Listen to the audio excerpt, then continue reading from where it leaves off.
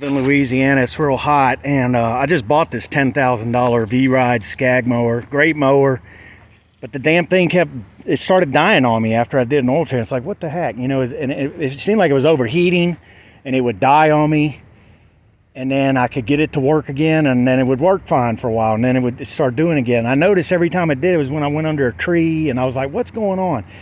Anyway, guys, you see this little lever here, or gals, whoever. This is what I was doing. I'd go under a tree or something, and this thing would get knocked. Well, that's the fuel lever.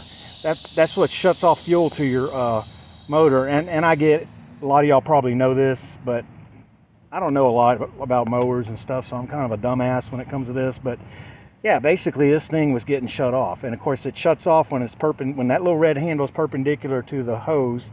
It's like a water valve. When it's perpendicular, it's cut off. You got it off, so you got to turn that valve in the same direction as your hose coming out of it, and boom, you got fuel going back to your motor. So what was happening was I'd go under a tree or something, I'd knock this, or a branch would be flipping that off, and I didn't realize it. And then I finally realized what the problem is. So if your mower ain't starting, or it keeps dying, or it could very well be just this little thing. That's what it was for me. I didn't realize what it was. It took me some time to figure it out. Some people say too, sometimes you're bent or whatever if you move it. So I tried moving this or taking this off,